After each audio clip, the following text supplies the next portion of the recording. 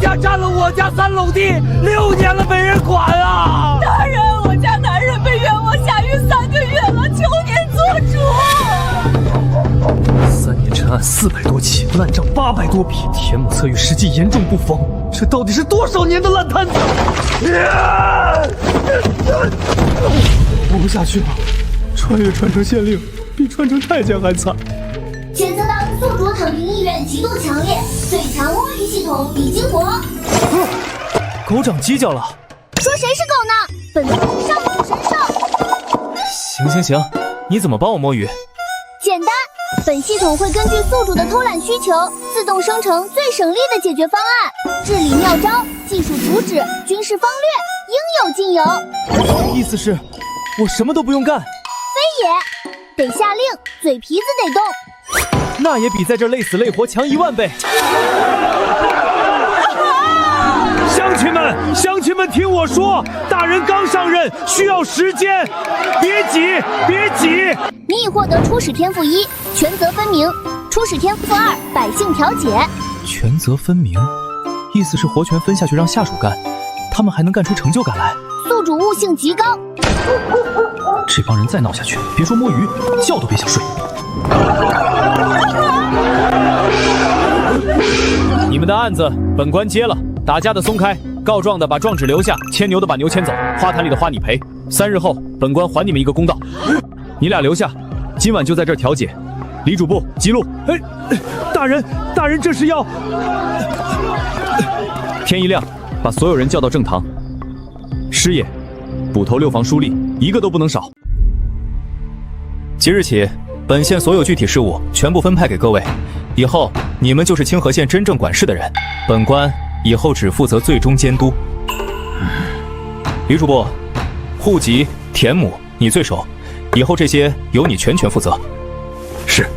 邢捕头，全县治安好坏，本官以后只问责你一人。大人。至于方师爷，由你牵头成立百姓调解委员会，鸡毛蒜皮都交给你调解，不必事事报我。好了，分工完毕，本官先下班了。李主簿，大人这是什么意思？在下不知，大人前2日还兢兢业业，昨晚忽然……诸位莫慌，大人这是在考验我等。看似放权，实则想看看谁是真材实料，谁是草包饭土。原来如此，大人是在给我机会。12年了，我李世安终于等到慧眼识珠的伯乐。问责到我一人，万一治安出问题，不行，得加派人手，今晚就通宵巡逻。有意思，这位新县令不简单呢。12年积压的田亩账册，今夜必须理清，不能让大人失望。调解委员会要覆盖全县15个村庄，每个村选出1名调解员。这调解权一收，那些地头蛇怕是要不高兴了。大人定这规矩，就是让我们当恶人的。不过，谁先把规矩立起来，谁就能在这新格局里抢占先机。头疯了，非要我们通宵。你没听大人说吗？治安问责到行头一人头上，他敢不拼命？黑风山那帮山匪要是这时候下来，老天保佑，今晚可千万别出事。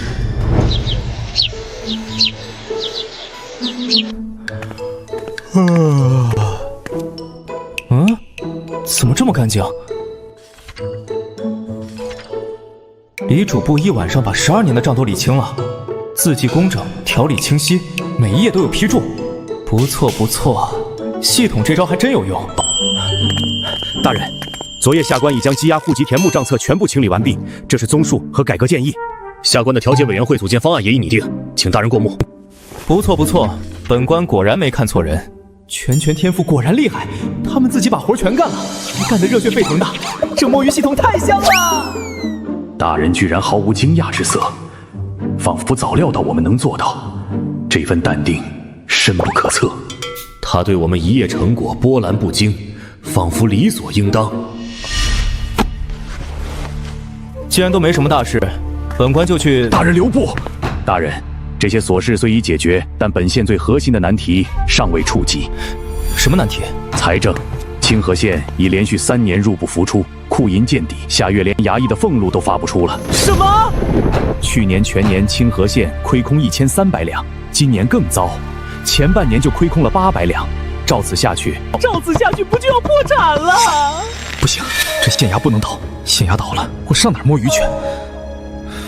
李主簿，你先下去吧，本官要仔细研究。是，大人若有需要，下官随叫随到。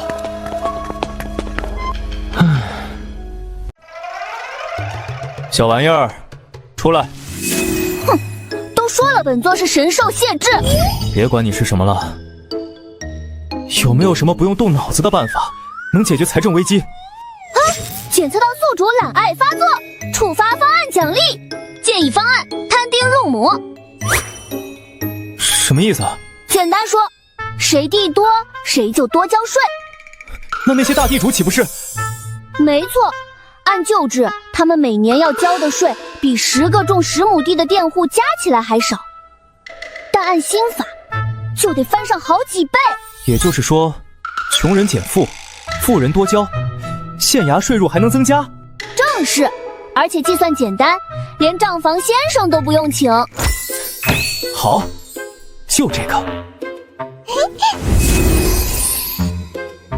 来人，召集所有吏员和乡绅，即刻到正堂议事。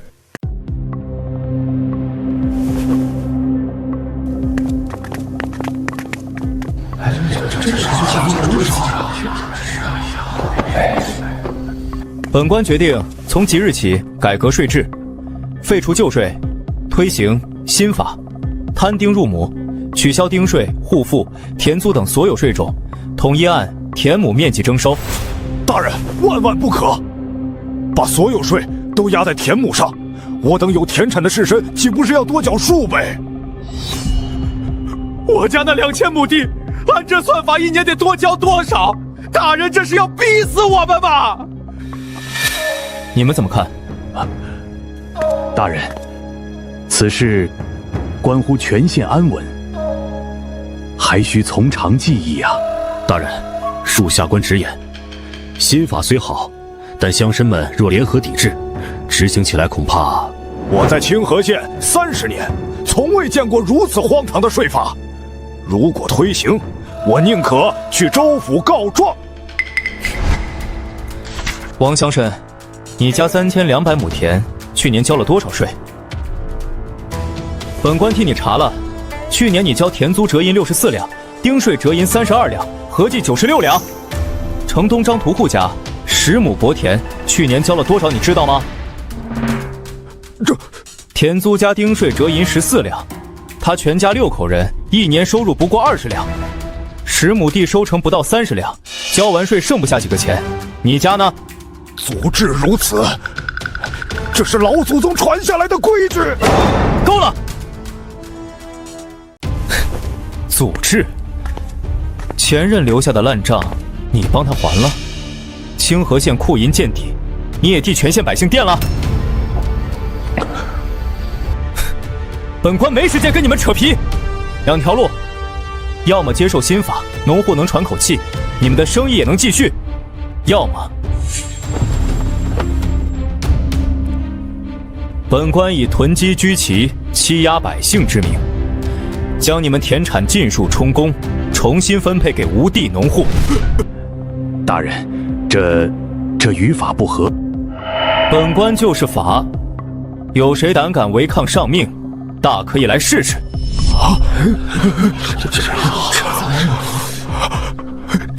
这3声之内做决定。1、2，都依大人。很好，散会。好你个陈默，断我财路，我不会就这么算了的。走着瞧。3言2语就逼得王世仁低头，这手段深不可测。大人这是以暴制暴，以狠对狠，清河县的天要变了。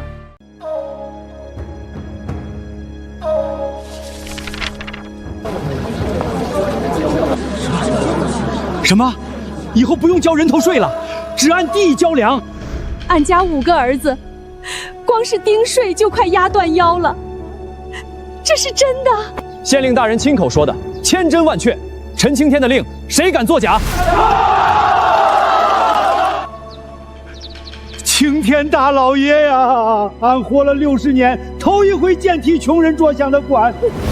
老天爷开眼了，俺回去就立长生牌位。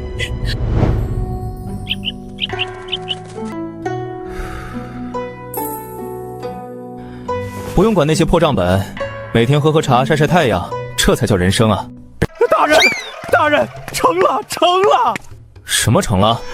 新税法推行1月，税银比往年同期足多了30%。百姓们都自发为您立了长生牌位，称您是百年不遇的陈青天呐。多了30%，我就随便改了个税。好了，我知道了，下去吧。喜怒不形于谢，还能做出如此为民着想的好事，大人着实不一般。终于能舒舒服服躺会儿了。恭喜宿主，清河县财政危机解除，您获得额外奖励。奖励？什么奖励？难不成给我来个按摩椅？水泥配方，拿去。这玩意儿能干嘛？对我躺平生活一点用都没。杠妈妈，宿主自己琢磨呗。人生大好时光哪能放在这种事上？退下吧。天天在县衙躺着也挺无聊，出去溜达一下，找个茶楼喝喝茶。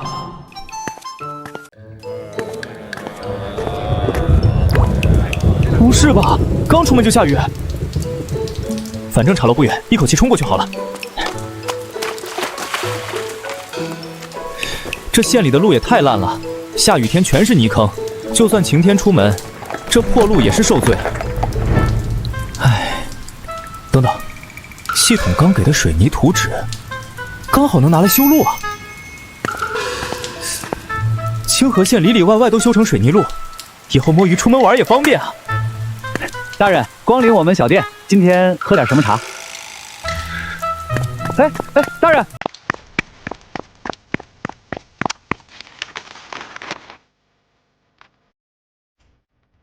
来人，叫师爷来。大人有何吩咐？找最好的工匠，把这个配方给我调配出来。配好后，把全县的路全部重新铺一遍。这和平时用的3合土配方也没什么区别啊。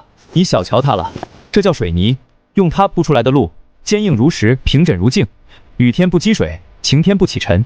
以后本官出门，我是说，百姓出门再不受泥泞之苦。大人，这得花不少银子吧？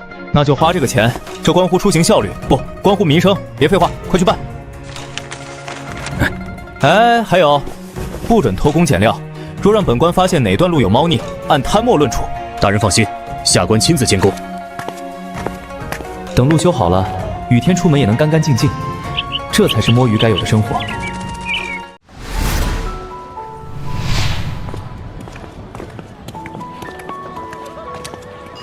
大人，水泥路已全县匀工，我亲自监工，保证雨天不泥，晴天无尘。可以。走，继续往前看看。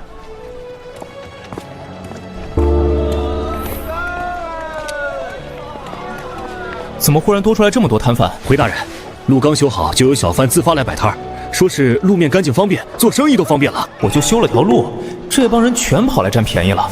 大人此举真乃一举两得，商贾云集，税收倍增，百姓称颂，大人深谋远虑。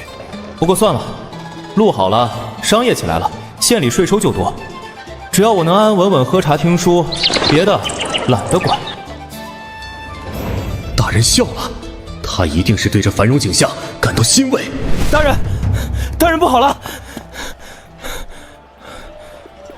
又怎么了？州府急报，南扬州通判王大人听闻我县新政迭出，特意前来视察，人已经在路上了。什么？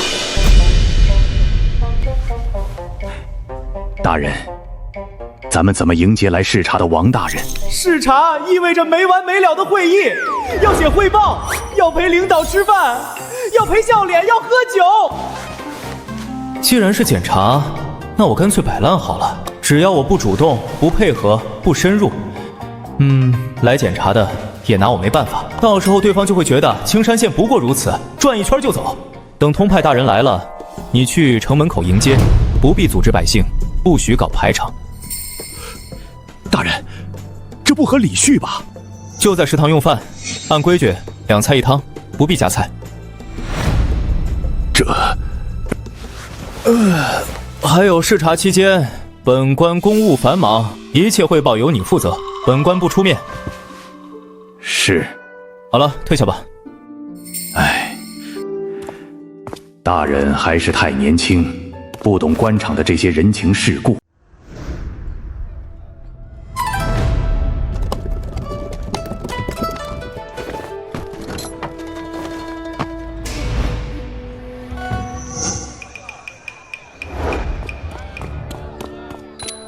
下官清河县主簿李山恭迎通判大人。陈县令呢？县尊大人正在公堂处理要务，脱不开身，特命下官前来迎接。无妨，你带我在清河县走走吧。是。这就是那条水泥路？正是，所用县令大人的水泥配方，坚硬如石，雨天不泥泞，晴天不起尘。此物若能在各州县推广，造福无穷啊！大人说的是，县尊大人说，此路关乎行政效率，能让我清河县的政令更快传达出去。这路一修，竟带动了整条街的商贸。不到半月，摊位就从街头排到了街尾。陈青天新税法，米价降2成，这是怎么回事？回大人，清河县推行新税法，摊丁入亩，穷人丁税大减，富户田税增加，百姓负担轻了，米价自然就降了。已经接近中午，不知清河县如何安排本官的午饭啊？就在食堂用饭，按规矩2菜1汤，不必加菜。这个嘛，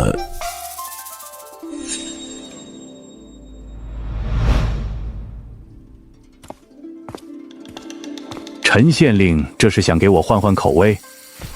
大人，县令大人说，身为父母官不得搞特殊。好，食不求精，居不求安，一心为公。陈县令当为我辈楷模，用几招就让王大人佩服得五体投地。待会儿用膳后，不知可有机会见见陈县令？那是当然。下官陈默见过王大人。陈县令，本官想向你讨教清河县的治理之道，尤其是那摊丁入亩之策，实乃神来之笔呀。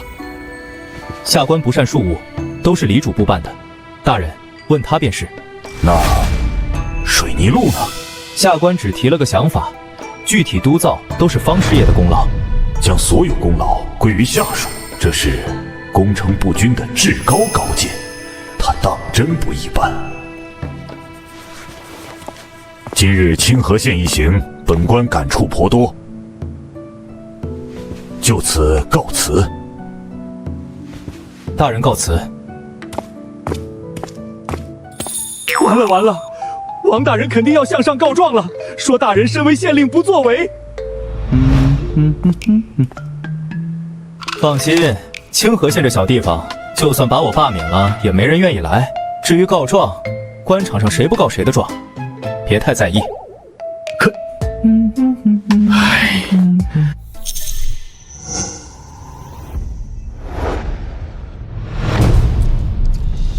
清河县令陈默年未弱冠，已有惊天伟地之才，其政似疏懒，实为无为而治之典范。摊丁入亩，不费一兵一卒而解民困；烧制水泥，不亲临工地而助通多。更难得者，其人有工程不居之凶心，将功劳尽数让于下属。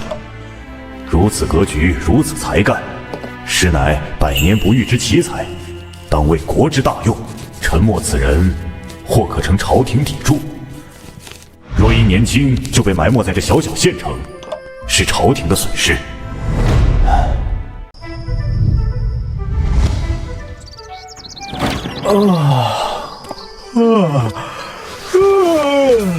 为臣大人贺，为清河献贺。啊，大人，王大人向上奏书表彰清河县了，朝廷的嘉奖令正在路上。从今天起，卯时上衙，戌时下衙。卯时上衙，戌时下衙。早上5点干到晚上9点，你们比996还狠啊！我等是将清河县建成南扬州第1强县。我肯定是起懵了，产生幻觉了，回去再睡一会儿就好了。大人一定是太感动了，需要一个人静静。对，我们不能辜负大人的感动，干活去！城西的排水渠必须重修，东市的摊位规划也要跟上，还有县志，我要重修清河县志，把大人的事迹写成卷首。有没有清静地方能让人好好睡觉啊？检测到宿主对摸鱼环境有更高要求。你要是再给我甩工作，我就把你扔回茶盘里当一辈子的摆设。宿主好歹听本座说完嘛。生活品质提升礼包解锁。菜谱改良大全，县衙温泉浴池，卧室隔音墙体，这个好，这个好啊！来人啊！本官有要事吩咐。大人有何吩咐？本官有大事要办。第一，食堂伙食太差，以后每天要有肉有汤，按这套菜谱做。第二，后衙那片荒地要有亭台楼阁，哦对，还要有个水榭，再给我挖个温泉浴池。第三，本官的卧房按这个图纸改造，隔音。大人，这花费从上次修路剩下的款子里出，不够再从县衙账上支。我午觉都睡不好，哪有力气处理公务？大人他嘴上说是为了自己，其实全是为了我们。大人看到我们辛苦，才用这种方式改善我们的环境。大人，下官明白，下官这就去办。不是，这俩人又明白什么了？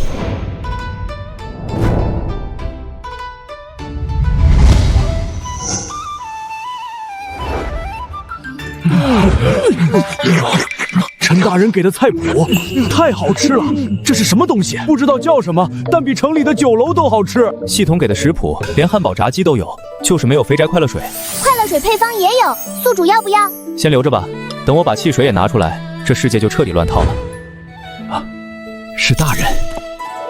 大人，您连我们的吃食都惦记着，这份苦心，下官没齿难忘。好好干。大人放心，我昨晚已经把3年陈案全部整理完毕。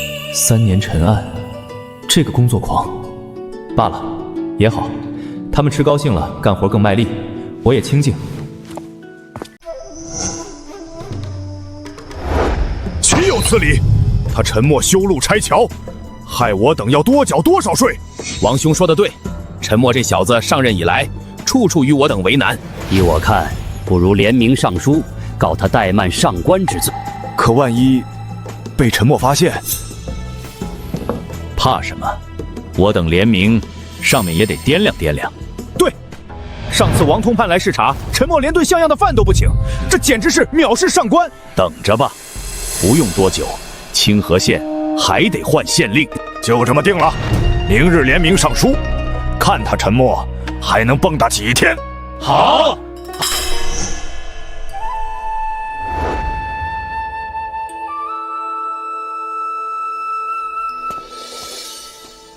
大人，下官有一事禀报。说，王乡孙昨天私下请客，请了朱乡孙和几位富户。席间，他们商量要联名上书，要求增加县衙对乡绅的补贴。什么补贴？他们说摊丁入府已经多缴了赋税，修路费用应该县衙全额报销。修路是给谁走的？他们庄子上的货不从这条路运。这些人以前修路从来1毛不拔，现在倒想往回要钱了。先不用管，他们要联名就让他们联，等他们闹大了，我正好查查他们的田产有没有引爆少报。大人这是要秋后算账。按大人吩咐，从东界开始丈量，1寸都不许漏。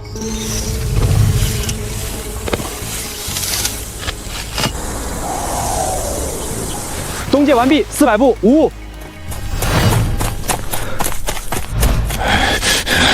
李主簿，你这是做什么？谁给你的胆子丈量我的田庄？王老爷，县衙接到举报，说令庄田亩数有疑，本官奉命重新丈量。禀属部，丈量完毕，实有田产4100亩。4100亩，这怎么可能？收队，回禀大人。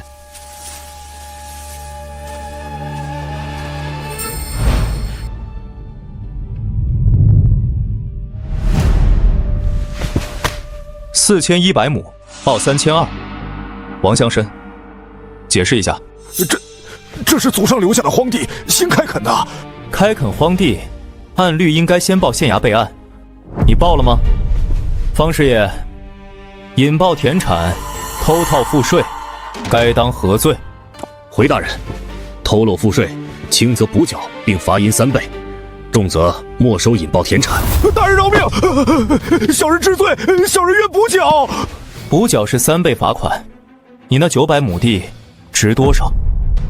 本官给你2个选择：第一，补交罚款，以后老实缴税。小人选第一。第二，那900亩地你捐出来，作为清河县的义田，所有产出用于修建学堂、养济房。从此以后，你的田产就按3200亩缴税。3倍罚款，少说1万两银子；捐地，少收900亩的租子，还能换个好名声。小人愿捐义田。识时务。方师爷，拟文书。大人，小人已盖章。好，那就不留2位了，请回吧。是。大人此举既罚了王乡绅，又得了民心，百姓都要感谢大人呐。王乡绅吃了哑巴亏，还得对外说大人您仁慈，真是妙极妙极呀！他少给我惹麻烦，我省心。义田归县衙管，以后学堂养济房的钱不用再找我要。3言2语，既惩治了劣绅，又解决了公共学堂的经费。大人这脑子到底是怎么长的？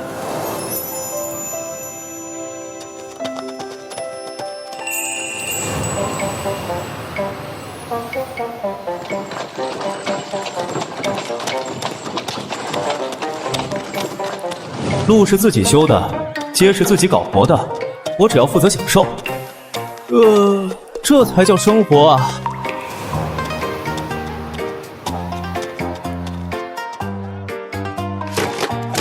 这把不错，客官好眼力，上好的灵州货只要3000银子。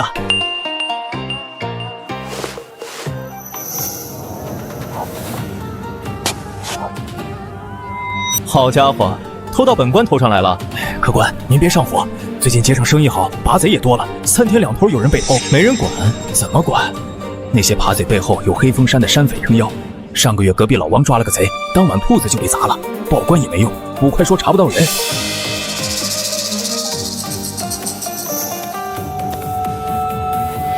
我修路是为了让自己出门舒坦的，治安差成这样，别说逛街，连出门晒太阳都得提心吊胆，这还怎么摸鱼？必须从根子上解决。小偷要抓，背后靠山也要拔。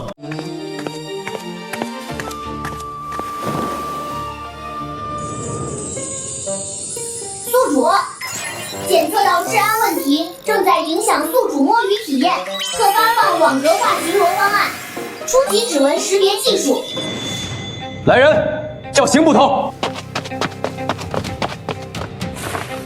街上小偷越来越多，你就没什么想说的？回大人，属下接到报案就去抓，但那些贼人狡猾，而且他们背后有黑风山的山匪撑腰，以前历任县令都不敢动，怕山匪下山报复。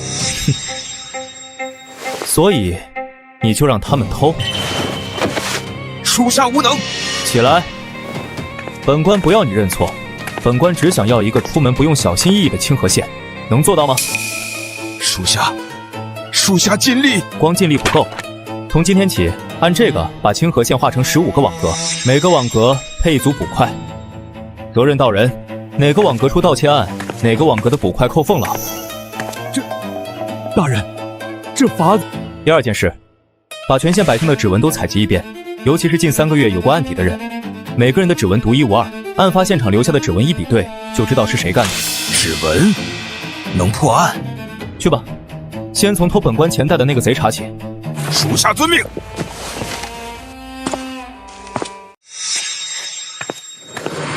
终于可以摸一会儿鱼了。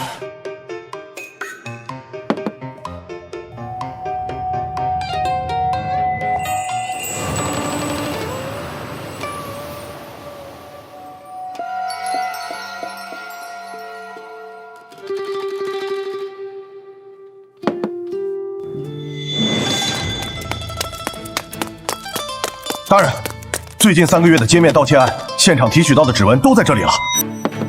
一共多少起？37起。指纹比对完了吗？还没，太多了，人手不够。还是得靠我自己。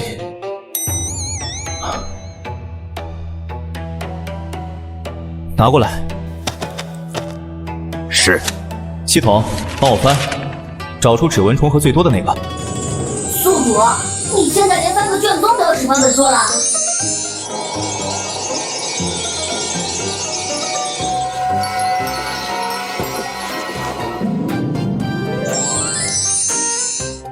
这个叫刘三的指纹在7个案发现场都出现过。查这个刘三。刘三，城东的刘三，他是黑风山匪首过山峰的眼线，以前人仙令都不敢动他。以前是以前，现在是现在。去，把刘三抓来，按指纹定罪，人赃并获。属下遵命。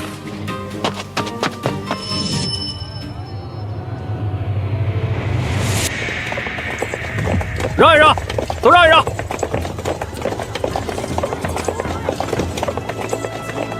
刘三被抓了，这可是黑风山的人。陈青天连黑风山的人都敢动。听说陈青天有千里眼，谁偷东西他一看就知道。刘三在7个案发现场都留下了什么指纹？扔证据确凿，跑不掉了。该死的，那姓陈的到底是怎么查出来的？刘三，你偷来的东西卖给谁了？背后是谁指使？从实招来。我没偷，你们抓错人了，有本事拿出证据来。证据？看来你是不见棺材不掉泪。7个盗窃案发现场都有你的指纹，你抵赖没用。这不可能！刘三，本官不喜欢用刑，但偷了37起，按律当杖80，留千里。你想尝尝80杖的滋味吗？不过，本官一向欣赏知错就改的人。你要是供出幕后指使，本官可以从轻发落。真的？本官说到做到，刑捕头为证。是黑风山的过山峰，我每个月要交7成货给他，不给他就要我的命，我没办法呀，大人。很好，画押。你说你没办法，那清河县被你偷的那些百姓，他们就有办法吗？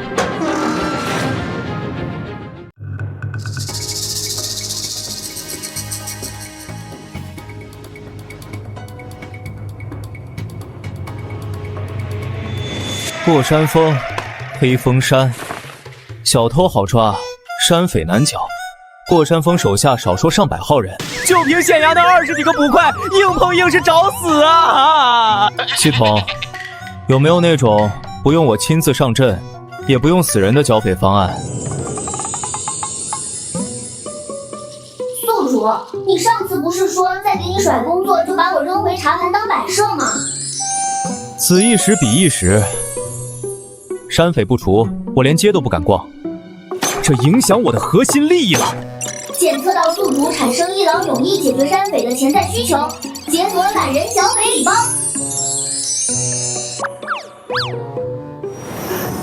雷管加地雷布阵，在山匪下山的必经之路上布雷，他们来多少炸多少，不用一兵一卒。好东西，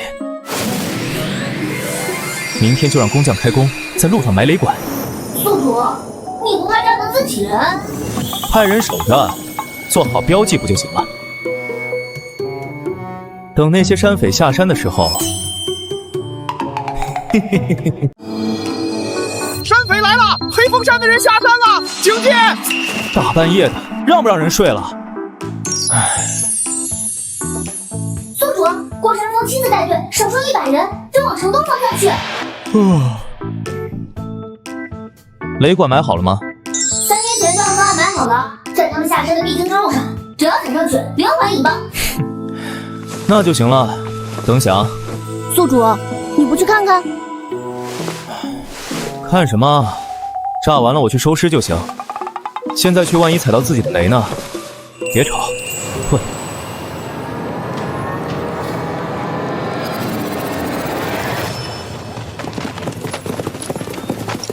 小子们，快！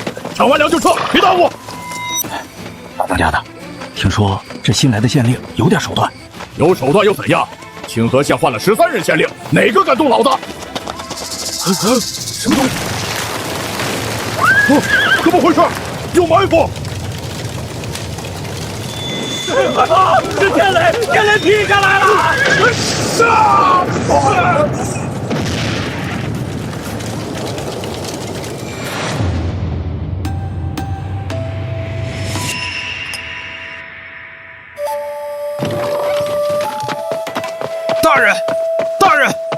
大人，山匪全军覆没，过山峰重伤被擒，黑风山匪患彻底平了。不错。大人，百姓都在传说您会呼风唤雨召天雷，说您是神仙下凡，不费一兵一卒就将黑风山悍匪一网打尽。大人，骨之未清，痛去病也不过如此。大人将毕生所学尽数施展，却如此淡然处之，下官五体投地。行了，那些受伤的山匪怎么处理的？按大人吩咐，轻伤的关押候审，重伤的送到县城医馆救治。过山峰单独关押，等候州府发落。行了，都下去了。是，属下告退。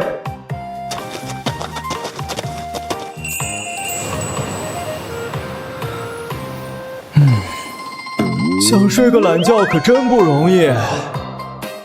不过山匪平了，这下总算能安心逛街了吧？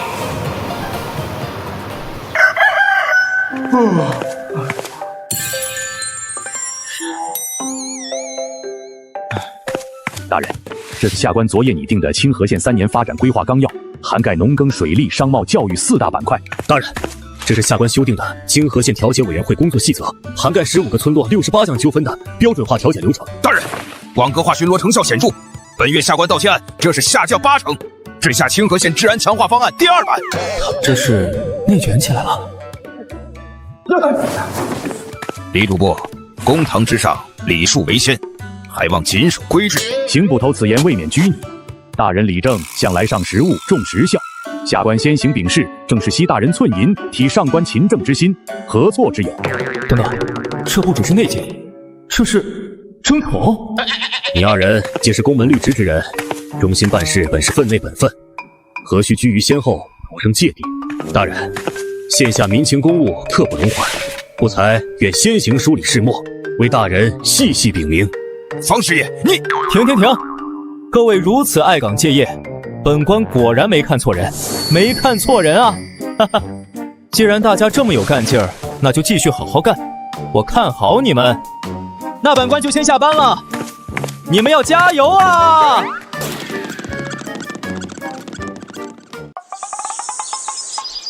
总算清静了。大人，大事不好！城外清河水位下降3尺，好些村子水井快见底了，今年秋收要完了。还有完没完了？眼下正是秋收前的灌浆期，往年好歹能撑到秋收，今年连人喝的井水都快没了。再这么旱下去，又旱，年年赈灾，年年放粮，烦不烦？大人，这次比往年更严重，再不想法子……行了，本官想想。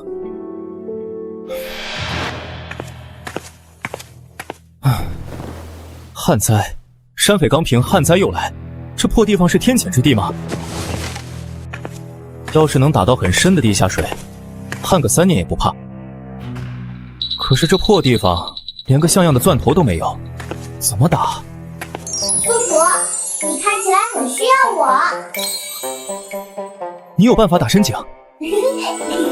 本来系统等着宿主主动求助呢，结果你自己先想到了方案雏形。别废话，有办法就拿出来。检测到宿主独立提出深井抗旱构思，符合化被动为主动条件，奖励发放。还真有，我就随便想想。宿主，这是你自己想出来的方向，系统只是帮你补全了细节。召集各村村长正堂议事。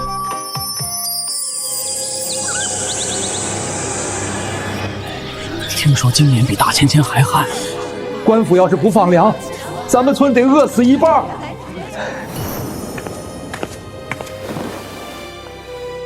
旱灾要来了，官府没钱赈灾。大人，那我们怎么办？总不能看着百姓饿死吧？闭嘴！听我说，深井钻探法能打20丈深的地下水，新式水车不用人力，昼夜不停浇地。县衙提供技术指导，各村自己凑钱，自己出力，谁打出的井，水就是谁的。大人，这画的是啥？我祖祖辈辈打井，没见过这么深的。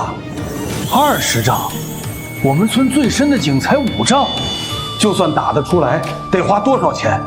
我们村穷，掏不起。一句话，谁出力谁受益，打出水来就是你们村的，谁也抢不走。万一打不出来呢？银子不就白扔了？唉，是啊，往年官府也说要修渠，修到一半就没影了。这是怎么了？闭嘴！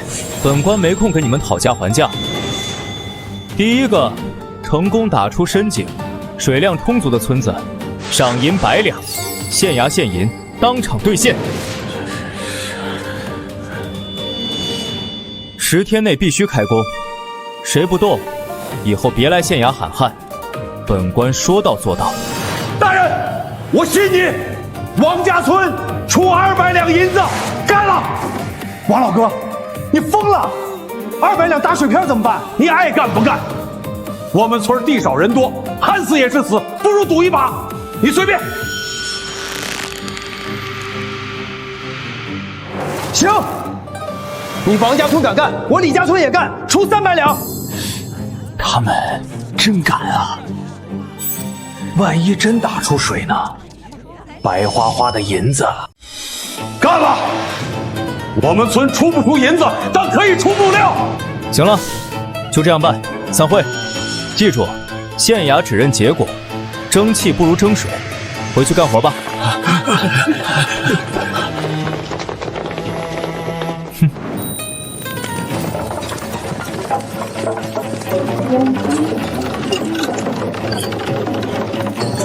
再加把劲儿！村长，李家村那边也挖了3丈深了。再砸，砸出水为止，不能让老李看笑话。出水了！出水了！这下有救了！大人，大人，王家村出水了。井深20丈，水量足得很。李家村和赵家村还在挖，但他们说，就算拿不到赏金，也要把井打出来，不能输给王家村。赏银发了没？送了。王家村全村跪谢大人。让他们跪井去，水是你们自己挖出来的，谢我做什么？还有事儿？大人，全县108个村子，共打出深井300余门，新式水车500多架。今年的秋收保住了，再旱3年也不怕。知道了。如今周边招县都来请教，说大人是农桑之表率。想学可以，让他们自己出钱买图纸，别来烦我。大人高义，下去吧，以后打井的事儿别报了。多谢大人。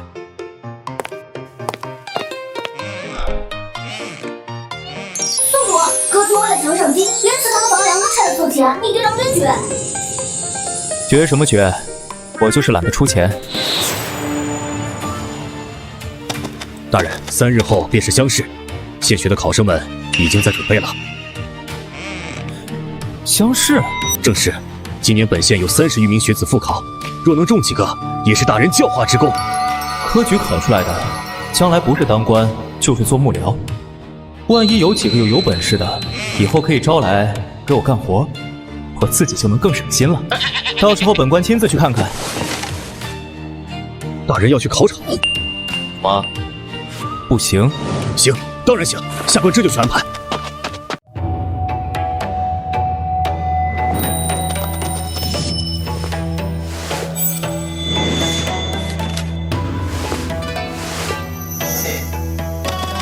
过去吧。这就算检查？大人，历年都是如此，搜身不过是走个过场。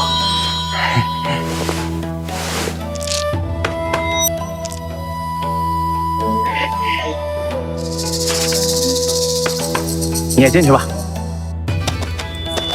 就这，花点钱就能进？那考出来的都是什么货色？大人，不看了。看够了。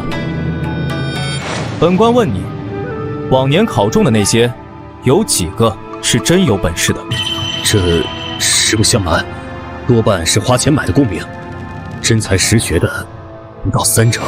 那些花钱买的草包，后来都干什么去了？据我所知，有的捐官去了外地，有的在州府做幕僚，也有的回乡冲乡绅，总之混的都不差。草包也能当官？那万一哪天调到我身边来给我当副手，或者派到清河县来任职，岂不是要把我好不容易搞好的局面全毁了？到时候他们搞砸了事，我还得替他们擦屁股，那我还怎么摸鱼？不行，这事必须管！大人要管科举？本官不管科举，本官管的是谁有资格在清河县的地盘上当官。那些作弊的，一个都别想混过去。去，把今年所有考生的名单拿来，还有往年中举的名单一并带来。是。他们不是喜欢夹带吗？本官让他们夹个够，然后一个都带不进去。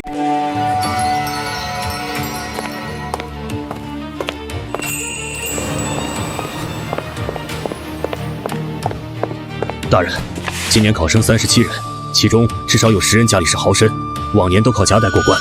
前任县令不管，今年不行。大人打算怎么查？搜身？往年也搜，根本搜不干净。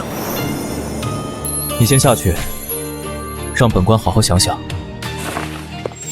普通的方式都不能从根源杜绝作弊，得让他们对作弊产生恐惧。有了！宿主想到办法了。考场里布暗哨，交叉监视，让他们互相监督。思路可行。根据宿主的想法，给你准备了这些工具。这道具看起来和我想象中有点偏差啊。大人，都安排好了。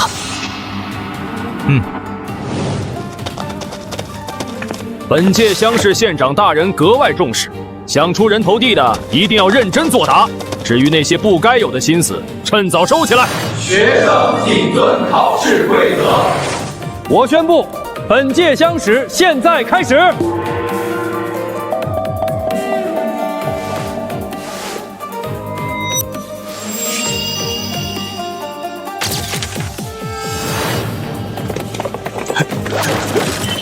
你们干什么？夹带作弊，带走！等等，听我解释！时间到，收卷。本官知道，或许不止他一人作弊，但本官不想一个个搜，浪费时间。本官给你们一个机会，匿名检举箱投进去的信，只有大人能看。检举他人作弊者，赏银10两，身份保密；被检举者，革除功名，3代不得参考。你们想要一个公平的考场，还是想要一个被钱买通的考场？自己选。大人，我要检举。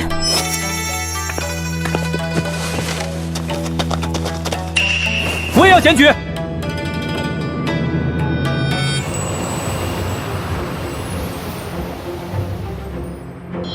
周生也带了小抄，藏在砚台底下。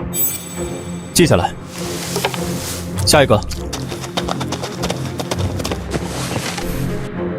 孙生和考官有勾结，考前就拿到了题目。证据呢？孙生的随身行李里一定有考卷。开考前，我还看他在背答案。好，本官知道了。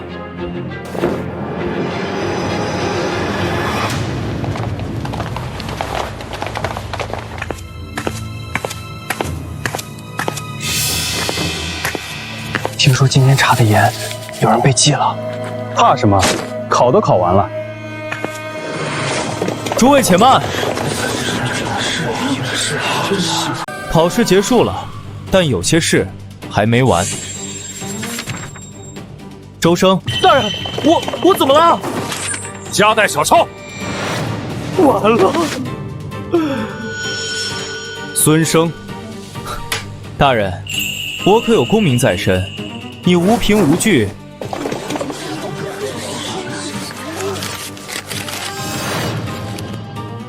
匿名检举里说你提前拿到考试答案，现在人证物证俱在。我带走，跪好了。这几人科举舞弊，革除功名，3代不得参考，明日游街示众。好。陈青天英明，早就该治这帮蛀虫了。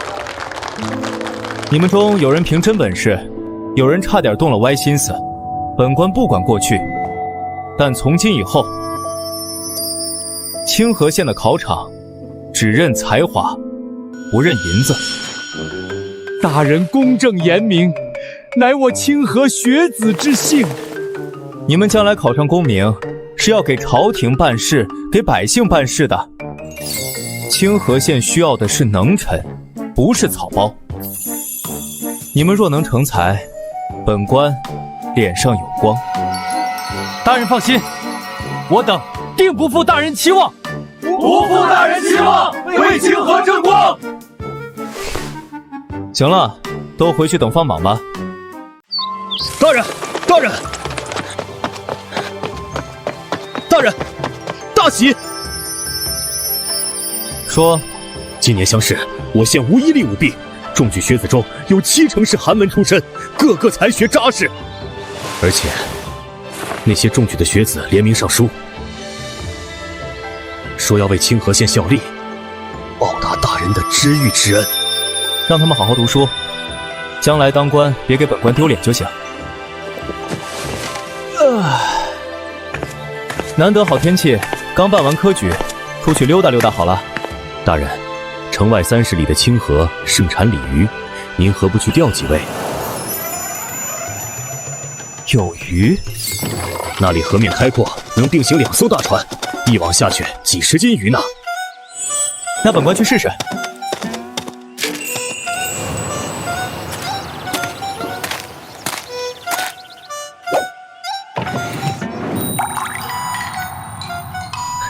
走你！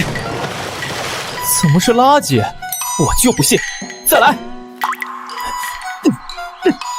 这叫有鱼！方七爷坑我呢！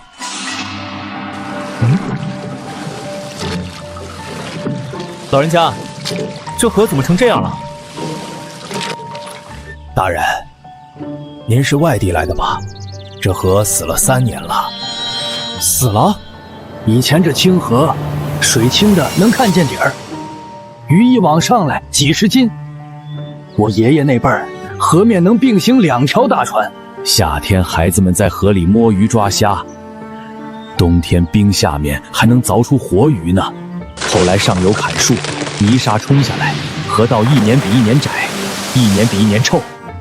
鱼没了，船也没了，连井水都发苦。大人，着喝死了。我听人说大人宅心仁厚，为百姓着想，还请您救救清河。好，我知道了。一条河荒废3年，也该有人来管管。钓鱼事小，等雨季洪水来了，到时候赈灾修堤更麻烦。要不发动民夫用铁锹挖？宿主，清河几十里，靠人力挖到明年，而且你出钱还是百姓出力。那就修水渠，把淤泥冲走。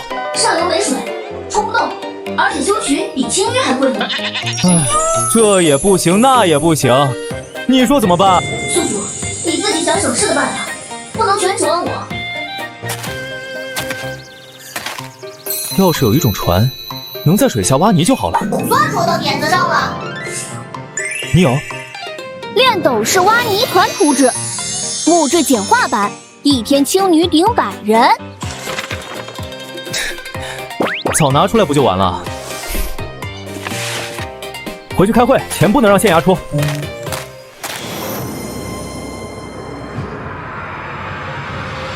这图纸所示，可是你们所言的地界？大人，清淤是好事，但县衙府库空虚。不清淤，雨季洪水来了，先淹谁的粮仓？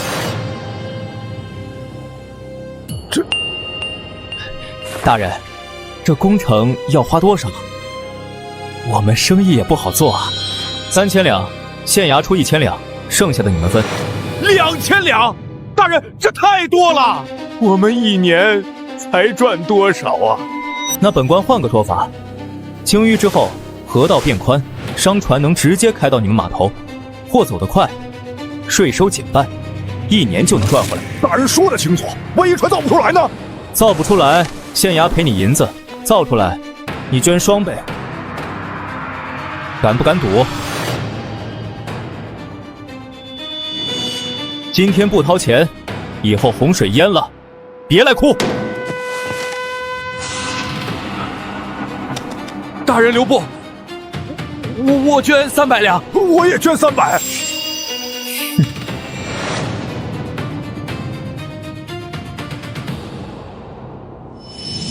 师爷，跟进一下，雨季前必须清完。是。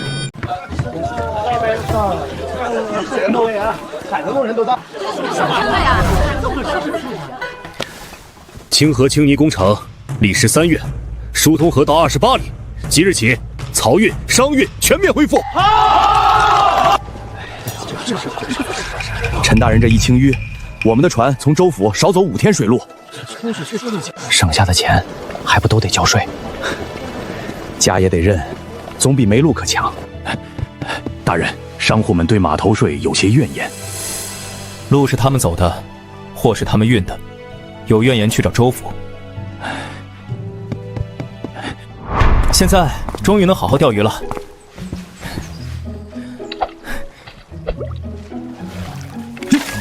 哟，这鱼真够大的！大人今天钓鱼成果不错呀。送你，凑一锅。多谢大人。刚好本官饿了，要不一起烤点鱼吃？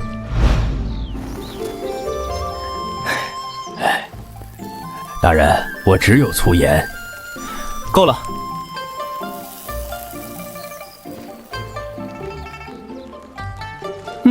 香，那是当然。就咱们清河的鱼，肉质是最肥美的。大人，怎么了？鱼刺！大人，您被鱼刺卡住了！来人，快来人！大人出事了！快找大夫！陈大人被鱼刺卡住了！大人，快喝醋，醋能化刺。我不会被鱼刺卡死吧？不行，得回县衙找大夫。大人，坚持住，坚持住！我们这就回县衙。大人，鱼刺已取出，休息一阵就好了。大人，都怪我，不该让您吃鱼。本官不怪你。等等，本官问你，城里最好的大夫治个风寒要几天？回大人，要看运气。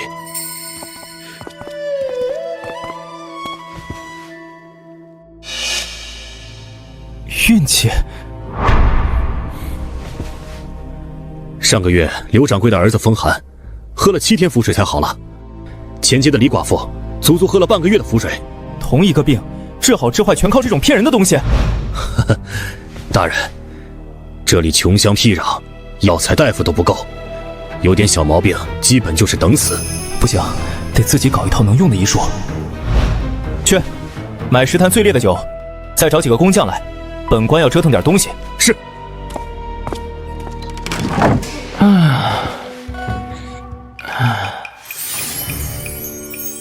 宿主，我想到什么了？酒精，高浓度酒精能杀菌消毒。你知道怎么提纯吗？小菜一碟，当然，医用酒精提纯配方。这就够了。按我这个图纸搭建，把酒倒进去，开始加热，温度控制在78度，高了出杂醇，低了纯度不够。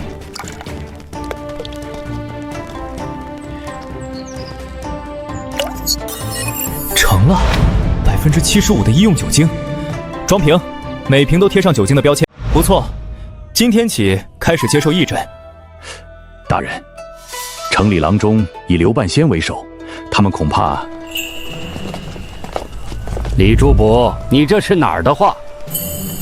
大人，您开的义诊堂怕是不合规矩。刘半仙倒是说说，本官为民祭诊，怎么就不合规矩了？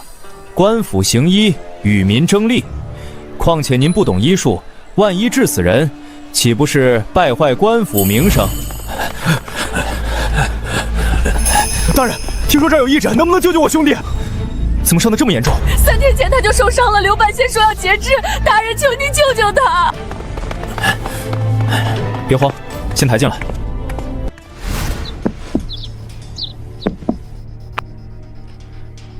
去把酒精拿来，还有那些让你们煮沸消毒的工具。大人，您要的东西交给你了。你是专业的大夫，实战经验更丰富。大人，我开始了。大人，他的伤口已经处理好了。回去之后，这个每天记得给他的伤口消毒。多谢大人。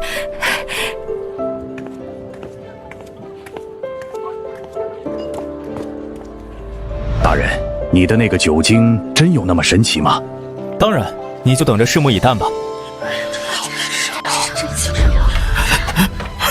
大人，您救了我一条腿。这孩子呀，他这么深的伤口都要截肢了，居然能被治好。陈大人真是妙手回春，以后我再也不去给那些符水骗子送钱了。大人，出事了！临县的刘好镇爆发瘟疫，3天死了20多人。州府急报说是10亿，让各州县严加防范。什么症状？发热、呕吐，身上起黑斑。这症状像鼠疫或斑疹伤寒。这破地方没抗生素，传进来就是灭顶之灾。本官先想想怎么办，你下去吧。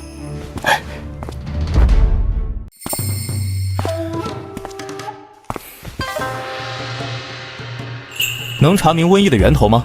初步判断为120菌感染。宿主，你需要完整的防疫方案。拿来。今日起，封死所有通往柳河镇的道路，每村设隔离棚。所有水源加民房必须烧开喝。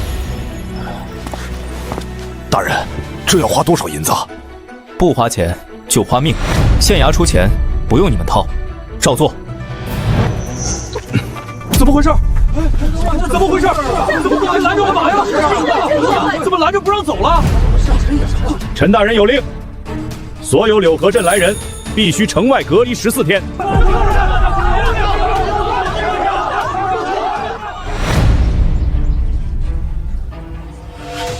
大人，被隔离的人发高烧，我们怎么治？酒精擦身降温，胃淡盐水，排泄物用石灰覆盖焚烧。所有接触者必须用酒精洗手。你们自己的衣服每天用肥水煮。是，我们记住了。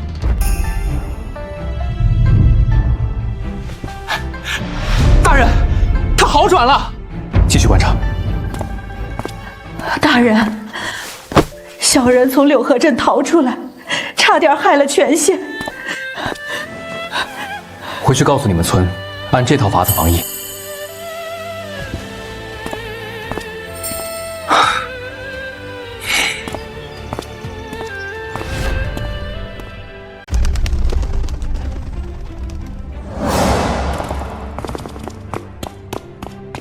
大人，流口镇瘟疫死了数百人，周边3县全传遍了，咱们清河县一例都没传开。州府来嘉奖，说大人防疫有方，要各州市学习。学可以，让他们自己出钱买防疫手册，别来烦我。以后我生病，总算有人能治了。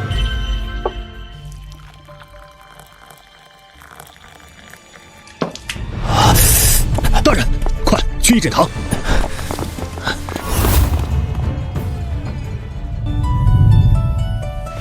大人，伤口已用酒精消毒，上了烫伤膏，2天换1次药，不要沾水。比上次卡鱼蹭强多了。我听说您上次卡鱼蹭，有人让您灌醋，差点出事。那时候太落后了。不过那都是过去了，现在有大人您给义诊堂定期更新各种诊治方案，清河镇的病号都少了。那是当然，治病的法子对了，好的就快。这套医疗改革，自己先受益。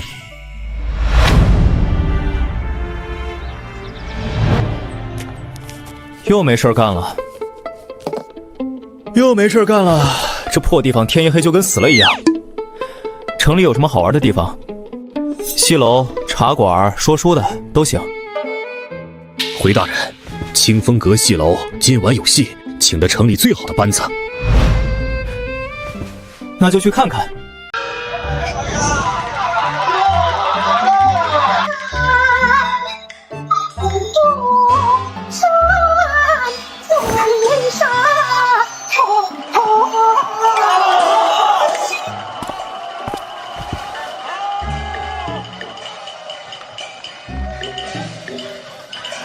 穷小子倒追仙女，多老套的戏码！演得太好了，真是感人。张生太痴情了，龙女太美了。这玩意儿叫好？唱腔平平，词也烂，剧情我都能背了。这群人是怎么看进去的？绝了，这才是戏啊！就这，我随便想个故事都比这强。这地方的文化水平，怕不是连幼儿园都不及。这出戏我看了10几年了，每次看都觉得妙不可言。整个清河县就清风阁能演这种好戏，可不是嘛？别的班子连这个都演不好。这群人没见过好东西，我得让他们看看什么叫真正的戏。宿主，你要干嘛？写戏，让那帮人知道什么叫好故事。宿主，你会写戏？好歹看过几千集电视剧，几百部电影，几十部小说，随便抄一段出来，都比他们那个强1万倍。宿主，这戏放在这个时代，完全是降维打击。行了，这就让他们知道什么才是真正的戏。陈县令亲笔编剧，100年难遇的旷世奇作，都来看看啊！20两，谁卖我1张？给我来1张。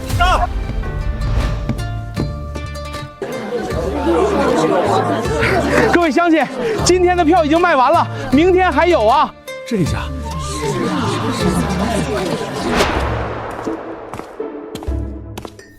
大人，请给您留了最好的2楼雅座。世界雨纷纷，断桥之上遇故人。不知眼前这位郎君，可愿解散一程？花仆似曾相识面，莫非前世有姻缘？演得还行，没浪费我的剧本。妖孽胆敢犯金山，今日叫你心神散。你拆散恩爱夫妻缘，我便水漫这金山。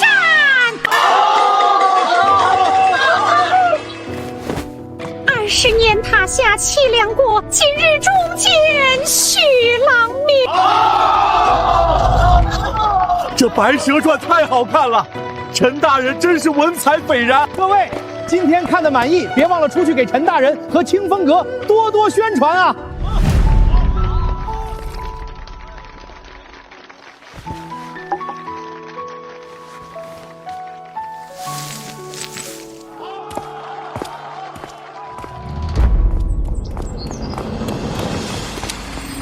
大人，您的《白蛇传》把全县的生意都带动了，戏楼周边商铺翻5倍，全县税收涨30%。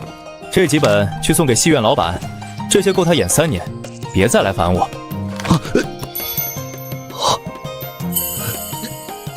大人，您什么时候写的？睡不着的时候。你们张家湾的牲口跑过来啃苗，赔不赔？赔什么赔？你们先伤了我们的羊，那羊值8两。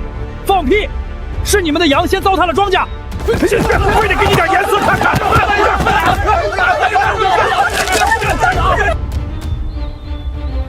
多一事不如少一事，我还是绕路吧。哎呦！大人，小人不是故意的。羊的事苗的事，本官不审。本官只问一句：你们打完了，谁赔本官这件袍子？你们2个领头的，随我到县衙去。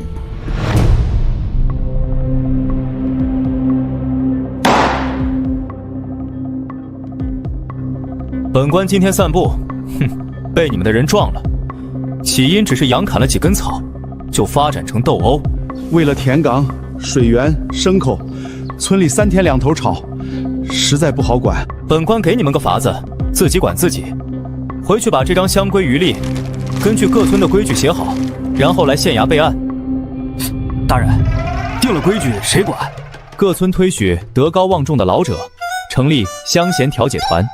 村里出了事，我就先找他们评理，评不了再报县衙。大人，那些老头子能管住人？管不住，本官就换一批；再管不住，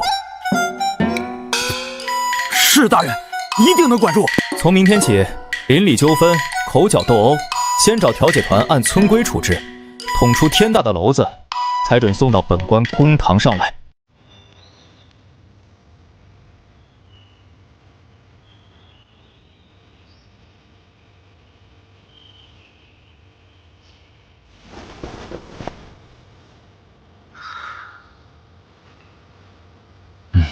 检测到您今日摸鱼时长已达6小时，再摸下去就要触发年度最佳懒政奖啦！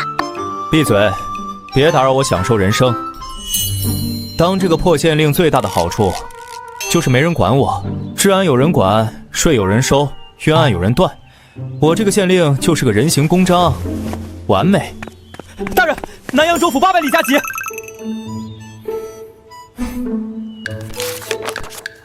考察团，巡抚又来了，这次还带了一整个团。哇哦，宿主，您这是要被发现的节奏啊！一旦巡抚回去把您的丰功伟绩写成奏折，皇帝一看，哟，这县令能干，调京城来。到时候您就得每天卯时上朝，亥时下职，全年无休。不行，绝对不行！备马去蜗牛村。本官要体察偏远山区民情，没有10天半月回不来。大人，万万不可啊！又怎么了？巡抚大人正是为您而来。巡抚大人是来向您请教治世之道的。您若避而不见，岂不是让州府大人们寒心，让我清河县被人耻笑不懂礼数？我知道大人低调，但您越跑，他们越觉得您高深莫测。行吧。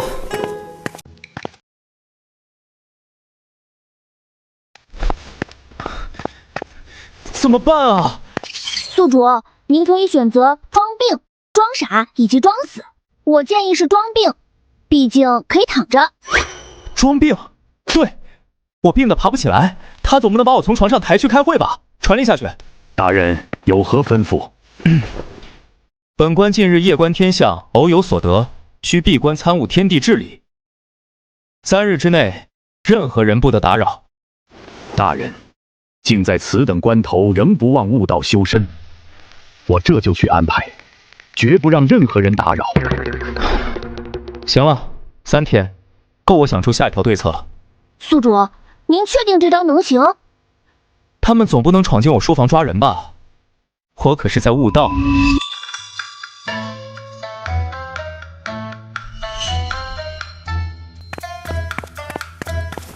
大人，清河县传闻消息，陈县令说他要闭关悟道，3日不见客。什么？悟道？好一个陈默！于俗物缠身之时，仍不忘格物致知，参悟天道。此等心性，我辈望尘莫及。传令下去，考察组全体在青山县住，好生休整。待陈大人出关，我等再登门请教。是。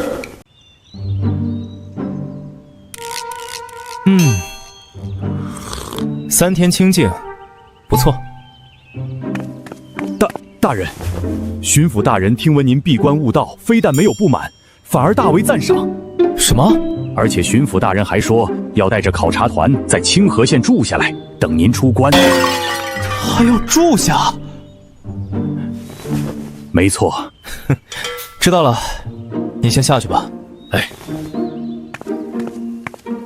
宿主，不是我说，您越高深，那位大人就越崇拜。根本躲不掉，这人怎么油盐不进？事已至此，那只有一个办法了。你有什么好办法？就按你说的，装病。宿主，检测到您的摸鱼水平到达新高度，触发演技爆宝功能。有什么用？目前可以根据您的需求调节气色状态，有助于您装病摸鱼。真的？那太好了。这可比我自己涂粉像多了。大人，进。大人，我们有要事。大人，您怎么就病倒了？何事？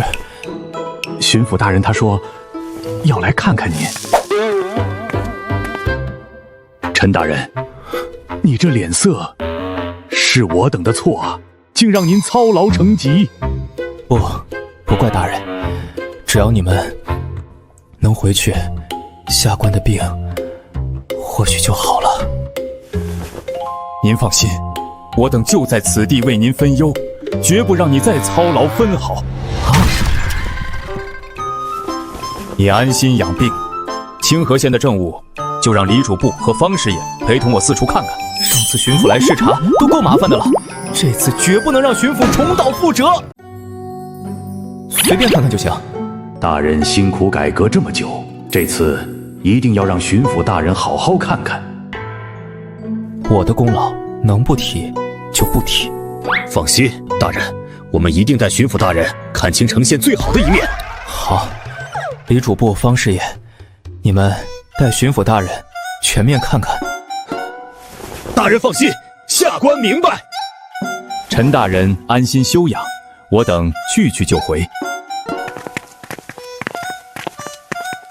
宿主，你确定他们明白你的暗示了？我都那么明显了，他们肯定能理解。之前听闻清河县的道路独特，今日一见，果然非同一般。此乃我县首创的水泥路，如此坚固平整，竟是一个县城的手笔。大人有所不知，此路连通全县商道，如今清河县的货运效率比周边县城高出3倍不止。前面那里是做什么的？这是陈大人创办的百姓调解委员会，邻里纠纷不入公堂，就地解决。大人说这叫小事不出村，不费官府1分人力，矛盾自消于无形。妙啊！大人好，你们清河县治安如何？回大人，本月全县盗窃案3起，斗殴2起，均已结案。陈大人，推行网格分片、责任到人之后，咱们这片再没出过大事。每一起案子都能快速结案。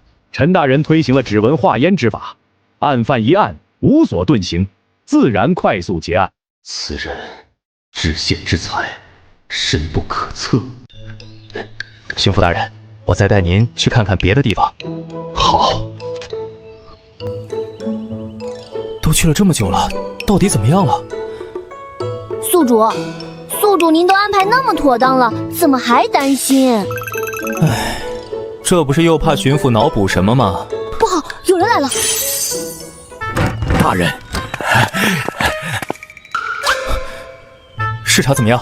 巡抚大人全程赞不绝口，对水泥路调解会网格治安都说妙不可言。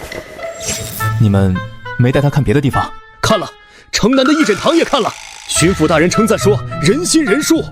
我不是让你们带他看看那些没那么好的地方吗？大人放心，坏的我们也带了。比如，巡抚大人看到外面被治理好的清河，还恰好遇到打鱼的江叔。江叔拉着巡抚大人把您好一顿夸，说村里正在谋划给您立碑纪念呢。巡抚说，回到州府一定要向知州大人详细禀报，让你带他看烂地方。你们把最好的全给他看了。大人，您说什么？我说干得好，你们干得真好。大人过奖了，都是大人平日教导有方。是啊，我等只是照大人吩咐全面展示而已。好了，你们退下吧，我想一个人静静。属下告退。大人不愧是大人，听到这种好消息还能保持冷静思考。大人不愧是大人。宿主，您保持这个躺尸姿势已经2个时辰了。我在思考一个问题。什么？如何在一夜之间让清河县变得普通？您可以试试把水泥路全刨了。太累，而且明天他们就会给我修一条更宽的。那把调解委员会解散，然后百姓就会天天堵在县衙门口哭，更吵。我发现我做的一切都在反噬我自己。宿主，这叫成功态彻底综合征，建议您直接躺平接受现实。已经躺着了，这个点了，还有谁找我？说不定是巡抚呢。呸！不要胡说，他视察完应该走了。不是吧？他怎么来了？请进。穿这么整齐上门，他想干嘛？陈大人，大人，您这是做什么？快起来！下官刘伯文恳请陈大人收我为徒，传授经世济民的无上大道。下官思索多日，您的无为而治之道看似疏懒，实则蕴含天地至理。大人您说笑了，拜师这事儿，您官比我大，年纪比我长，不合适。达者为师，无关官职，不分长幼。下官如在暗室摸索，痛苦万分，恳请大人点拨一二啊！大人，不是我不肯，实在是我没什么可教的。老师若不指点，下官便在此跪到天明。我去，怎么还玩道德绑架那一套啊？唉，行了，我简单说2句，你听完后不要外传。是，老师请讲。既然赶不走，那就糊弄走。我说的离谱点好了。治县之道的核心是要降维打击。降维打击，老师此言何解？很好，听不懂，只是我计划的第一步。意思是要换个维度，比如别人跟你比赋税，你就跟他聊生态。懵了吧？回去忙着琢磨，就没空向上汇报我的功绩了。老师的意思绝不是这么简单的。您的意思是跳出固有框架，从更高层面解决问题，比如百姓闹税，不能只单纯的加税或减税，而是先打通商路，搞活经济，税基自然扩大，这才是真正的降维打击。不是吧？这也能圆回来啊？还有，做事要讲究抓手。哼，这个词够抽象吧？抓手，这又是何意？做事得先找个东西抓着，没把手就硬干，容易滑。老师是说，施政必须找到关键着力点，以点带面。比如水泥路就是抓手，抓住了交通这个点，盘活了全县商货流通。你还挺会举例子，是不是变得太过火了？还是再圆一下吧，万一他以为我在胡扯，上奏把我撤职就不好了。老师此言直指为政之弊啊！我巡视这么多地方，见过的官员都只看大面，不问细节。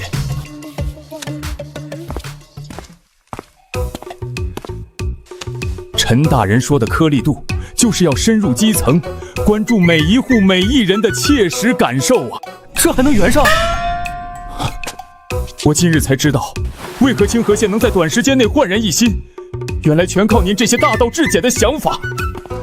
今日收获终生难忘，就不打扰老师了。宿主，我刚才说了什么？您说了降维打击、生态、抓手、颗粒度，这些词组合在一起，听起来像什么？像一位千年一遇的治世奇才，正在对弟子传授宇宙真理。这群人能不能别乱做阅读理解了？宿主，你已经连续躺平3天了。因为巡抚终于走了，世界回归正常。大人，天大的喜事！什么？州府刚送来的。巡抚大人将您的治世之道整理成书了，而且刊印500册，发往全州各县，列为官吏必读教材。什么？如今各县官员都在传抄研读，咱们清河县的名声彻底传遍南扬州了。我只是想让他赶紧走，他给我出了一本书。没错，这可是天大的荣耀啊！够了，让本官静静。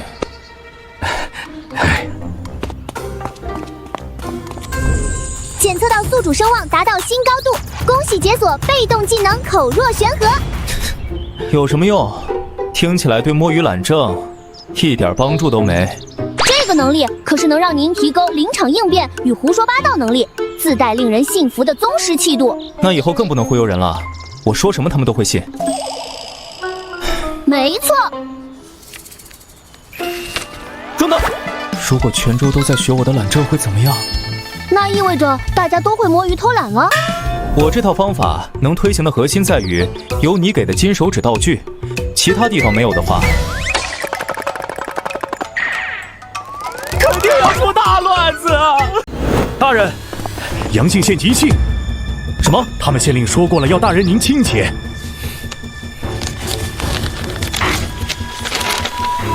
这个时候能有什么好信？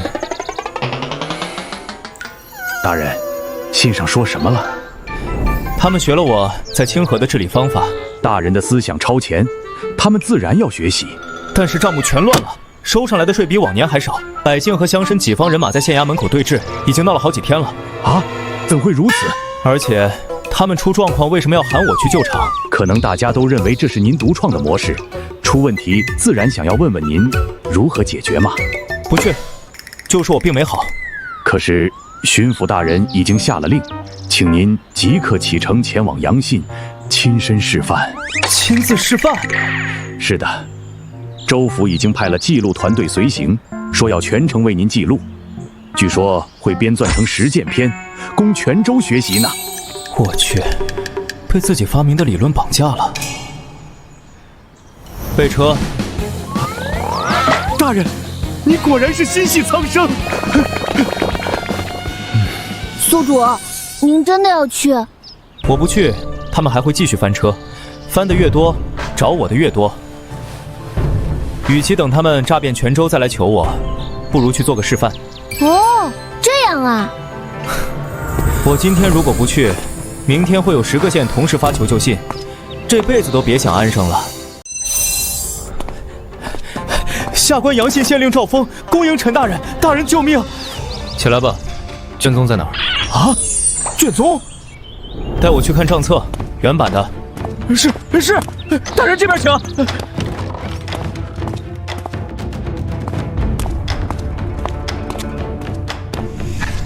大人，这就是参照您摊丁入土的全部记录。先不用看这些，先告诉我你们怎么丈量的地。回大人，是按旧册上登记的田木数直接改的税制。旧册，上一次重新丈量是什么时候？大约20年前。你拿着20年前的旧账本去收今年的新税？这不是，您清河县不也是按田木收税吗？我清河县是重新丈量过，每一块地、每一户人、每一年变化都记在册。拿着20年前的东西直接套，田都卖了800回了，你还按原主收税？人家不闹你闹谁？这个全停了啊！重新丈量土地，重新登记户册，做完这些再谈改税。可百姓已经闹了，大户也不配合，这张良之事，百姓闹是因为他们交了钱没凭证。你把每户交过的钱全记清楚，把凭证白纸黑字盖印，挨家挨户送回去。谁还闹，你让他来找我。是，那大户那边，大户若是不配合，那就让他们亲自来见我。来见您，告诉他们，我就在这里看账册，谁家的地跟旧册对不上，我就去谁家地里走一趟，我亲自量。什么？大人您亲自量田地？对，量不对我就不走了。大人，下官还有一事不明，之前您清河县推行新政时是如何让士绅大户心服口服的？可有秘法？有。请大人赐教。我压根没打算让他们心服口服，我直接拍板推行，谁敢挡，我就让谁滚。你先把腰板挺直了，自己心虚的人，推行什么新政都是白搭。原来如此。给我找间清静屋子，把阳信县近3年的所有原版田契户籍都搬过来。我要从头看起，今日事引以为戒，再乱学我的改革，出了乱子，本官可不会再给你善后。是，下官明白。宿主忙了一天，不歇会儿吗？他来之前，我得先看完这些破册子。不看不行，等那些人来找我，我总得知道他们哪块地是假的。您不是说要干坐着吗？干坐着是等他们来的时候。现在把田契看完，到时候随便说一句，你城西那块3亩地7分地，旧册上写的是4亩2，对方再想放肆，也得掂量一下。宿主，您终于学会用准备来省事了，先累1夜，省以后累1年。唉，这就是懒人的觉悟。进来，大人，这几位是本县的乡绅代表，听闻大人来了，特来拜见。草民见过陈大人，久仰久仰。大人一路辛苦，特备薄礼，聊表心意。你家是城南那块地的？是。旧册记那边是27户，但我翻了你家这一支的族谱，从你爷爷那辈到现在，分出去的至少有11户，地还在你名下，人已经不在了。你拿死人占着的田来跟我聊心意。明天把你家所有分出去的田契理清楚，理不完我亲自去你府上坐着。至于这里，趁早收了巴家的心思吧。草民明白，明天一定理清楚。那我们先告退了。大人，您怎么知道他家的事儿？他家的祠堂碑记，我下午翻了2眼。退下吧，明天还有的忙。是，下官告退。宿主，祠堂碑记您是翻的哪本？编的，他又不敢回去翻，先将他一军。您说什么？他自己心里有鬼，我说什么都对。宿主，您胡说八道的功夫见长啊！愿闻其详。这还得多亏你之前给的天赋。大大人，成了！什么成了？昨夜里，全县7家最大的乡绅连夜把多占的田契都退回来了，还有补缴的税款也送来了。他们说不敢再存侥幸心理，恳请您从宽发落。我一夜没去坐着，他们就退了。他们说，与其等您开口，不如自己先认了。那就不必再看了。我回清河了。啊，大人，那剩下的细则你自己写。拿着新丈量的田契，按田亩数征税。什么？你要是再算错，就辞官回家种地吧。是，下官明白，绝不再错。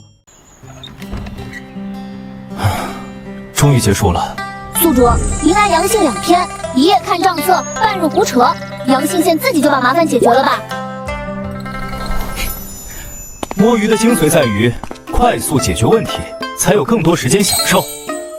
不过杨姓县乡绅连夜写联名信，您猜这封信会传到谁手里？巡抚。答对了，恭喜您，您在巡抚心里的上人地位又升了一级。无论如何，今天能回家了。杨姓的事解决了，没人来烦我了，这才是我想要的日子。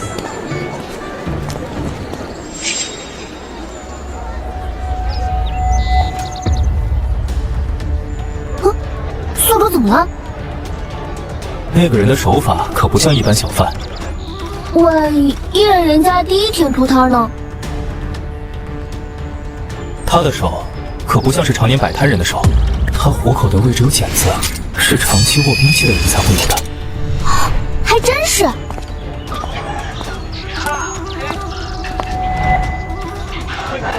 那个扛货的也一样，蹲姿太正了，跟拿尺子量过似的。这些人怎么会忽然出现在清河县？清河县现在太平得很，这些人出现，恐怕另有原因。走，过县衙。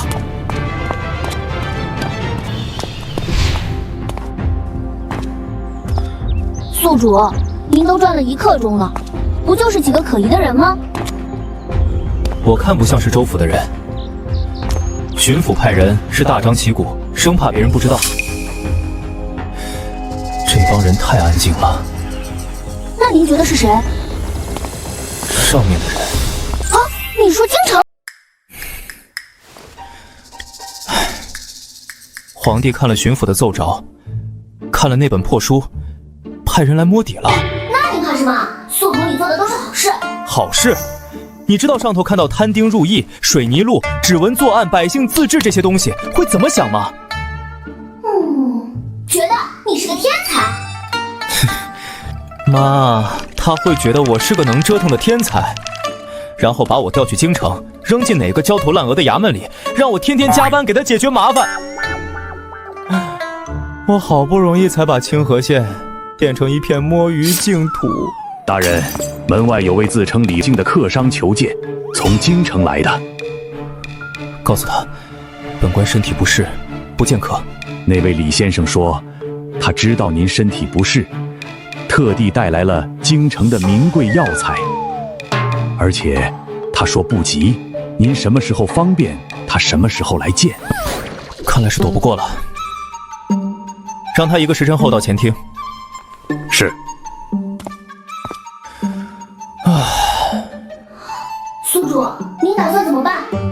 我让他看看懒散不靠谱的一面，让他觉得我就是个运气好的废物。您确定这招管用？不确定，但这是唯一的办法了。李老板是吧？找我什么事儿？在下李靖，一介行商，冒昧拜访，扰大人清静了。听说你带了药材，其实不用，我身体好得很，只是懒得见人。大人说的是，在下偶然做生意来到清河县，感觉到到处都是蓬勃之气，所以想见见负责治理的大人。他们自己过得好，跟我没关系。哦，那水泥路也是百姓自己修的？我嫌路泥泞，走起来脏鞋，让他们修的。方便的是他们自己，那摊丁入亩呢？旧税法太麻烦，算起来头疼，改了省事儿。那治安网格调解委员会、议诊堂，那些都是为了省事儿才搞的，主要是给自己留个退路。大人说这些，是为了让在下觉得您不配这政绩。但一个真正懒散的县令，不会去解决道路泥泞、税法繁琐、治安混乱等问题。您说的每一件懒得管，恰恰证明了您看得比别人都清楚。嫌脏邪，所以修了路，这是以小见大；嫌算账烦，所以改了税，这是化繁为简。懒得一个个管，所以分了清区，设了调解，这是放权于民，怕生。在下走南闯北多年，见过无数官员，有人勤政，有人贪墨，有人沽名钓誉，但像大人这样把天下大公说成懒得管的，您是第一个。大人好生歇着，过些日子，或许会有京中的消息传来。告辞。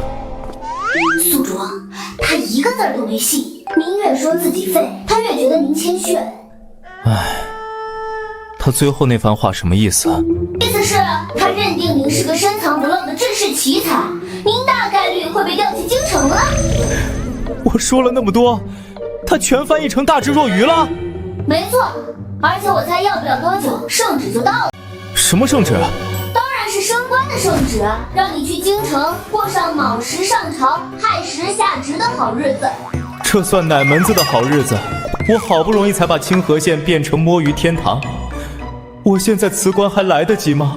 来不及，您刚才接见的那位李老板，现在大概已经在写奏折了，措辞我都猜得到。清河县令陈默，大巧若拙，大智若愚，实乃社稷之臣。他们阅读理解的能力能不能差一点啊？宿主，您的表情都持续整整3天了，知道的您是高升了，不知道的还以为您是去奔丧了。我宁可奔丧，奔丧就忙几天，去州府当通判那是忙一辈子。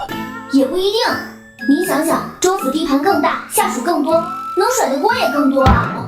你这么说，好像也有点道理。而且您之前在清河县完成了所有的改革，到了州府把这套复制一遍就行了。复制？对啊，有让下属听令的天赋在，您就继续指挥，他们会自己脑补。有道理啊！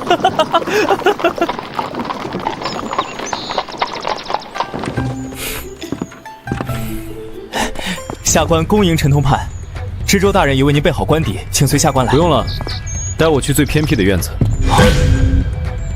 越偏越好，我不喜欢被人打扰。是。不错，就这儿了。陈大人，知州大人吩咐了，明日一早有议事，请您务必到场。明天？我才刚来。是，通判赵大人特意叮嘱，说有要事等您定夺。好吧，我知道了。你不就是运气好做了几件事，恰巧被巡抚看到，凭什么与我平起平坐？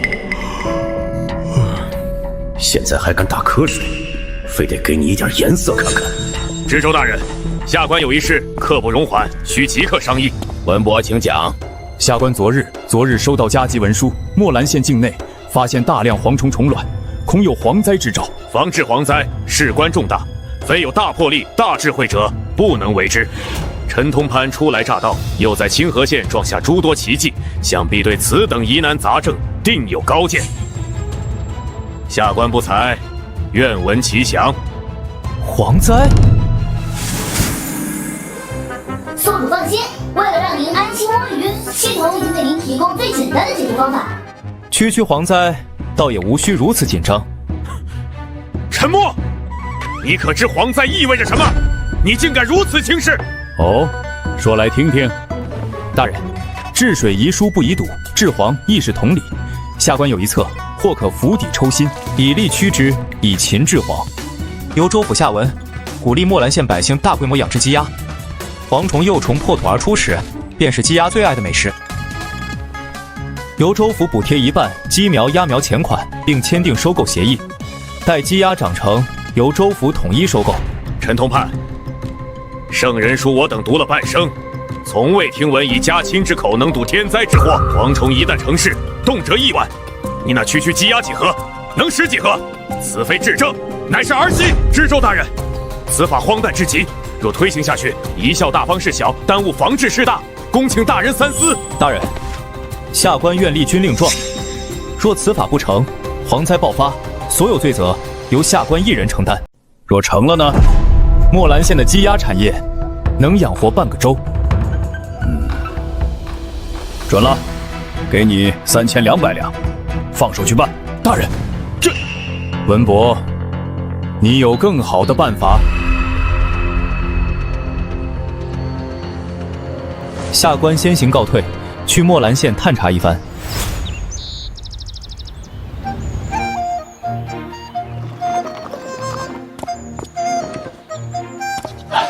陈同判，百姓心里没底，这以秦制黄当真可行？莫慌，本官来就是解决问题的。把这个贴出去，每户领鸡苗20，鸭苗10只，县衙补一半。还有这本图册，让他们对照养。这画得太清楚了。别看了，赶紧发。大人，老朽没见过鸡能吃蝗虫，您莫不是拿我们当笑话？鸡平时爱吃什么？虫子。蝗虫也是虫子，趁它还没长翅膀，让鸡去吃。这真的能行？试试不就知道了。大人，俺家愿意领。地里苗都快啃光了，养鸡还能下蛋，怎么都比干等强。对，我们也愿意试试。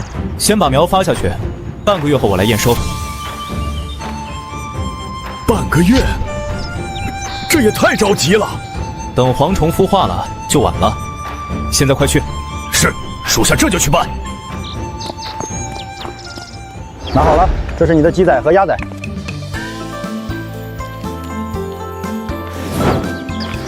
陈通三大人说了，要按这个上面画的来养鸡鸭。大饱口福的时候到了。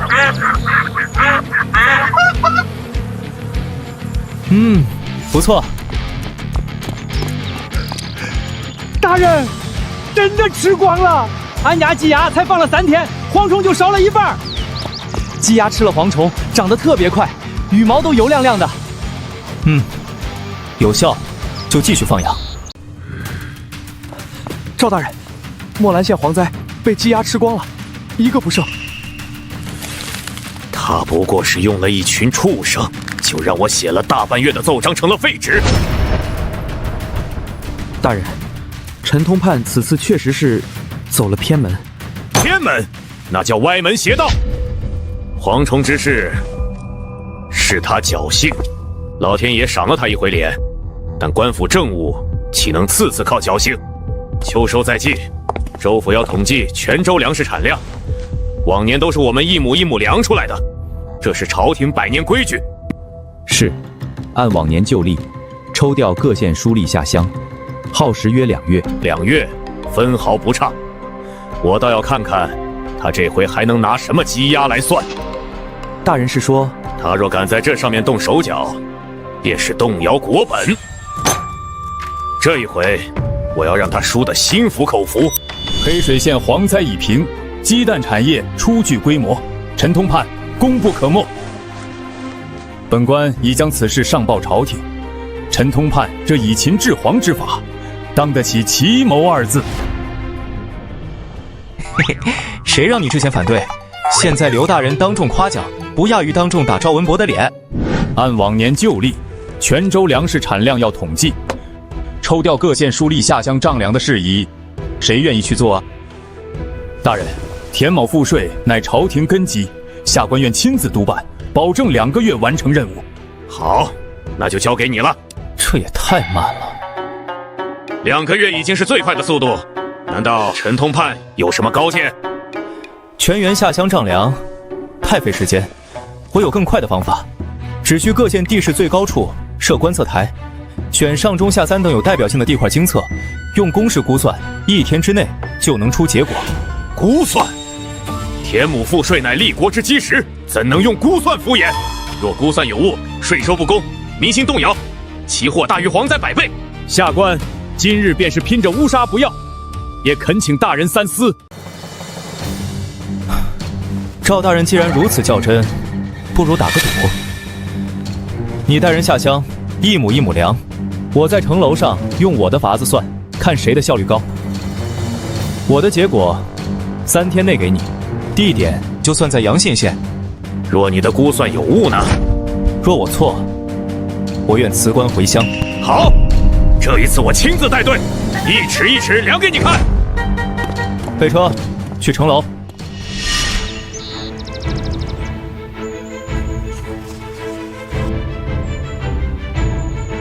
报告大人，赵大人已经带了100个书吏，背着账本和尺子出发了。知道了。大人，您就带了我们2人，足够了。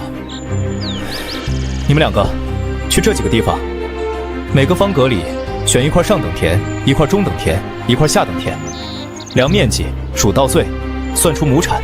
是。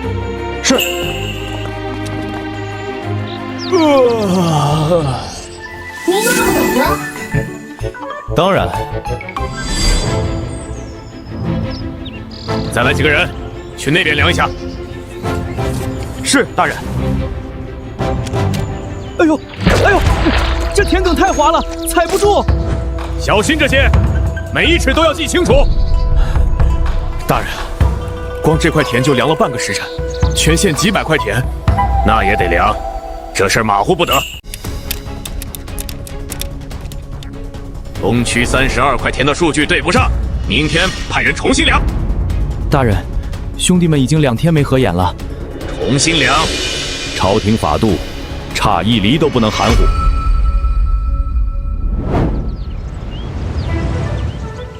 大人，你要的数据我们都测好了，在这里。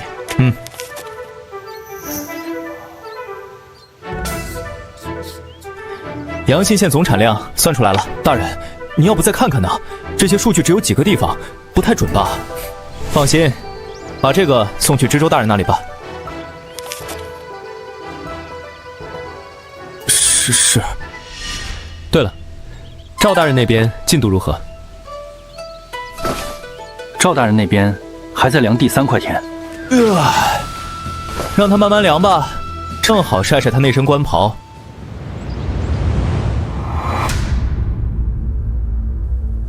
大人，阳信县的测量数据都在此了。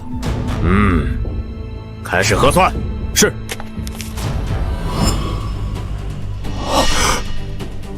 怎么了？数据有问题？哼，我看是陈大人的估算结果偏差太远了吧。赵大人，小心说大话闪了舌头。结果到底如何？快说！陈大人和赵大人的测算数据误差不到1成。什么？这怎么可能？大道至简，抓主要矛盾即可。赵大人把力气花在计较每一颗稻穗上，我只关心秋收之后州府的粮仓够不够大。不可能！我精心测量的数据，怎么和你随便估算的数据一样？好了，报！上游江水连涨3日，洪峰逼近。什么？召集防汛，所有河道司官员即刻到堂。回大人，主堤东段必须立刻加固。30年前那场大水，就是从东段撕开的口子。我父亲当年就堵在那儿，用命换来的经验，马虎不得。王大人所言极是，祖宗的经验不能丢，所有人力物力都得压到主堤上去。那么，大人，等等，这次不一样。诸位请看沙盘，上游支流因泥沙淤积，河道已经收窄，洪峰到此受阻，拥塞之后会改道，洪水直冲西侧3座村庄，那里可没有堤坝，所有人都会葬身洪水。荒唐！那条支流数10年未曾出过事，就凭你这堆沙子，想推翻我王家3代人的心血？知州大人，下官请命，即刻加固主堤。知州大人，王大人3代治水经验老道，而且治水不同算账，不可轻率呀。王大人，主堤加固由你全权负责，本官要人给人，要物给物，务必要把洪水问题解决。是。陈通判，本官给你一道手令，准你调动3村乡勇做撤离准备。若判断失误，下官愿偿命。去村头墙上贴这个。大人，这是什么？我测算的洪水流向，让所有人务必小心上标红的地方。是，大人。还有，马上组织村里所有人去西山坡避难。避雨棚我已经安排人在搭建了。大人，您这是要我们走？大人，我在这儿生活了一辈子，下雨年年都有，这点小事没必要。老张，你家地是往西还是往东？往西，挨着支流那一片。水来了，从西边山上往下灌，你家地先淹。大人怎么知道？我3天前就看过了，水位已经涨到和岸边齐平了。现在撤离，本官保你们性命无忧，再晚就来不及了。好，我从前就听说过大人在清河当官，做的都是利民的好事，我信大人。你们这村人太多，还请多多帮我说服大家去避难，把伤亡降到最低。好，大人，放心交给我吧。来人啊，快去避难，洪水要来了！洪水往哪儿撤？西山坡避雨棚里有干粮和热水。多谢大人，多谢大人。大人，隔壁永乐村长风村的李振也回了话，已经开始撤了。好。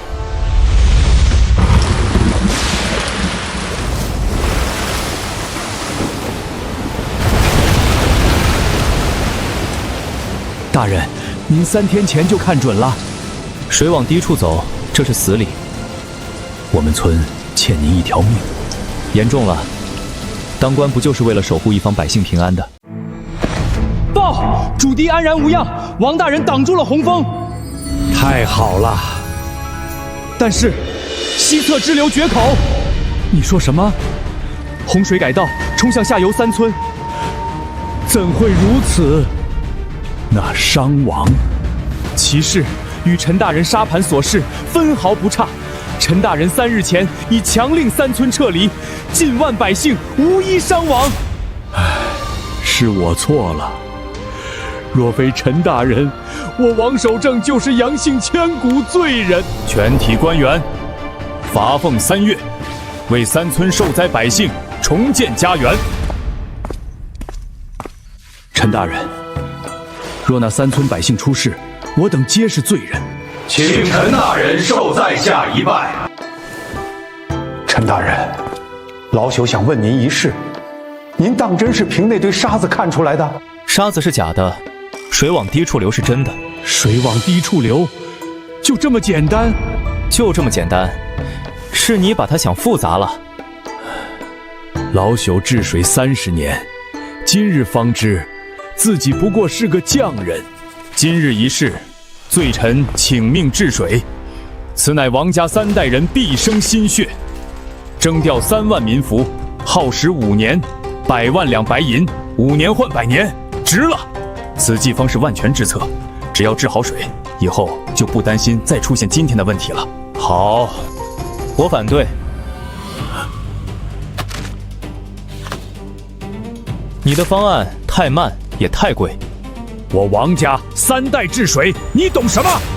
这是我绘制的标准堤段，长3丈，高1丈2，用这个3合土配比制作材料，内部以铁条为骨架，毛盾结构，水泥浇筑，再加上模块化施工，10个工程队同时开工，工期减半，成本能降70%。10个施工队，整个南扬州官府合作的施工队恐怕没这么多啊。是啊，而且施工队太多，我等检查管理恐怕也不容易啊。我考虑到这一点，建议这次招施工队采用公开招标的方式，材料进场减压，每到工序完工验收，谁敢偷工减料，罚没工程款，追究律法责任。你的图纸上写内部是铁条，万一水汽侵蚀生锈怎么办？水泥浇筑隔绝水汽，铁条入模前浸泡桐油3日，再高温煅烧就好了。采纳陈通判方案，成立水利工程总办衙门，陈默全权负责，人员调动、钱粮支取皆由其一人决断。谢大人。苏主，恭喜您正式上任，现在泉州最大的闲事都归您管了。闲事，恐怕没那么容易。那您接下来准备怎么办？所有工程队必须先签合同，交保证金。所有工序按我的图纸施工，每一环确认后都要签字留证。您这是要把所有活都变成白纸黑字？白纸黑字，清清楚楚，谁犯错自己签过字，赖不掉。陈大人，监理部今日开始分拣，这是第7号地段的抽检报告。核心层浇筑前取样，沙土含量超标70%，含腐烂杂质，按您给的图纸标准来说是不合格的。通知停工了吗？按流程已下发停工整改通知，负责的工头周大福画了押，通知发了，整改期几天？3天。你继续盯着他，整改后他还敢再犯，立刻向我汇报。是。宿主，您猜到他会造假？这群工头只要有利可图，可不会轻易收手。宿主，您怎么知道周家帮会偷工减料？周大福的标价比别人低了30%，停工几天，他背后的幕后主使恐怕要坐不住了。大人，这是第7号地段，已经完工。鬼斧神工，当真是鬼斧神工。不错，再去下一段看看。大人且慢！周家班是陈通判公开招标选中的第一批工程队，但小人斗胆，要揭发陈大人。凿开，让诸位看看这鬼斧神工的里面是什么。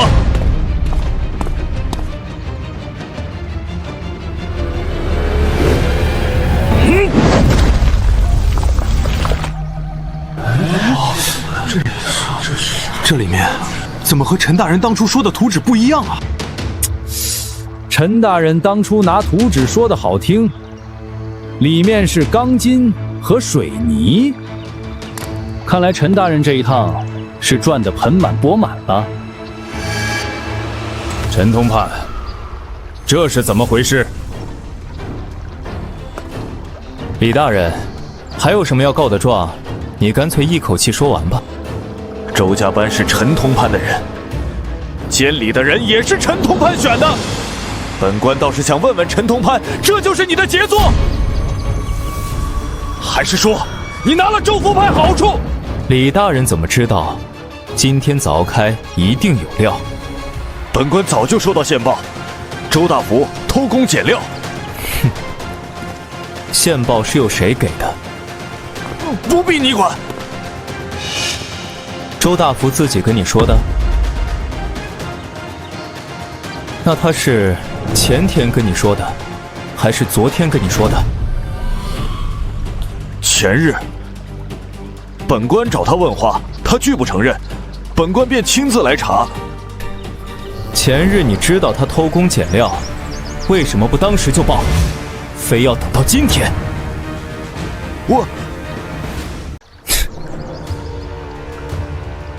让知州大人亲眼看到豆腐渣，你才能在这么多人面前把罪名扣到我头上。张监理，你的报告呢？监理部报告：周家班第7号地段核心层浇筑前抽检不合格，沙土含量超标70%，这是检验记录，有周大福亲笔画押。事件是8月15申时，也就是5天前。5日前就知道，为何不报？陈大人吩咐，查出问题先记，等周大福自己把假做出来。带上来。大人，是草民一时糊涂，本想偷工减角赚点钱，被李大人发现，还要我一起诬陷陈大人啊！李太，他说的可是真的？大人，我没理由要陷害陈大人啊！理由？我给你。大人请看，这是当初我招标时的记录，其中有个落雪的施工队，工头叫李庆来。我怎么记得你有个弟弟叫李庆来？剩下的原因就很了然了。李庆来没能通过招标，李大人想要借此机会给我点颜色看看。刘大人，你听我解释。哼，李泰，我对你太失望了。自即日起，李泰罢免原职，到九安县当师爷，静思己过吧。是。至于周大福，按合同永久清退，保证金全数罚没，追究违约责任。是。办事如此滴水不漏，本官佩服。大人过奖了，为民做事必然得小心谨慎。这边请，我再带您去看看别处的江堤。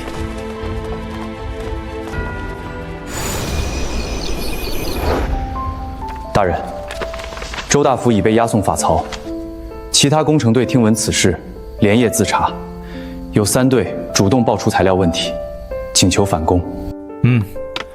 爆出来就不罚了，按合同正常返工。是，下去吧。宿主，李泰今天当众凿堤，您早就猜到了。他准备亲卫，带了帖稿，不是临时起意。他是算好了时间和场合，要在所有人面前让我下不来台。那您为什么不提前拦他？所有人亲眼看到周大福的豆腐渣，也亲眼看到我的监理报告是5天前就写好的。所以您借他的手，把铁面监理4个字钉在了所有人脑子里。没错，借今日之事的威慑，没人再敢耍花样，后面就不需要我天天盯着了。从今天起，